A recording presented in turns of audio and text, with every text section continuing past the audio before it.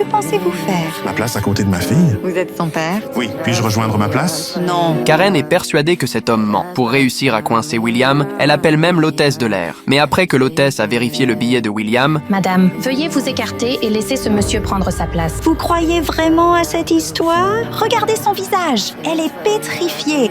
Karen est convaincue que l'homme a forcément trompé l'hôtesse. Car d'un seul regard, elle est sûre que William est quelqu'un de dangereux. Mais au moment où elle s'apprête à dormir, la voix de William la réveille encore une fois. Tu pourrais arrêter, s'il te plaît? Certains d'entre nous essaient de dormir ici. J'essayais d'endormir ma fille, ce qu'elle était presque jusqu'à ce que tu te mettes à crier. Ah, donc tu me reproches d'avoir causé une agitation? Comment oses-tu?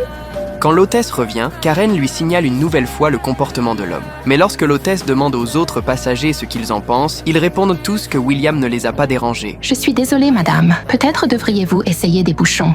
Ce résultat met Karen hors d'elle. En voyant William et la petite fille si proches l'un de l'autre, elle a soudain une nouvelle idée. À peine l'avion vient-il d'atterrir qu'un policier s'approche soudain de William. Cassie Williams? Oui? J'ai besoin que vous vous leviez et veniez. Y a-t-il un problème? Vous êtes arrêté pour suspicion de trafic. Quoi? William explique qu'il n'a rien fait et qu'il doit simplement s'occuper de sa fille. Mais lorsque le policier interroge la petite fille, elle ne répond absolument rien. Elle ne parle pas, mais je suis son père et je peux le prouver. D'accord. William s'accroupit aussitôt. Il sort de son sac tous les documents nécessaires, puis les remet au policier. Et juste au moment où Karen pense que son plan va enfin réussir, On dirait qu'on a fait une erreur. Désolé, monsieur. Quoi? Non. Arrêtez-le. Arrêtez-le maintenant. Madame, s'il vous plaît, stoppez. Ne me madamez pas. Karen affirme qu'elle est certaine que William est un homme dangereux et elle demande au policier de l'arrêter immédiatement. Tu as appelé les flics? Bien sûr que je l'ai fait, parce que je me soucie de la sécurité des enfants. Toi, incroyable. Hey, William finit par retrouver son calme. Pour dissiper les soupçons autour de lui, il n'a pas d'autre choix que de raconter son histoire avec la petite fille. En réalité, Emily était autrefois une orpheline livrée à elle-même dans la rue. Elle a même vu sa mère mourir sous ses yeux. Et ce drame lui a laissé une profonde blessure intérieure. C'est pour aider cette petite fille à guérir de ce traumatisme que William a finalement décidé de l'adopter. Vous voyez donc. Je n'ai jamais prévu d'adopter un enfant. Pas un jour ne passe sans que ce soit la meilleure décision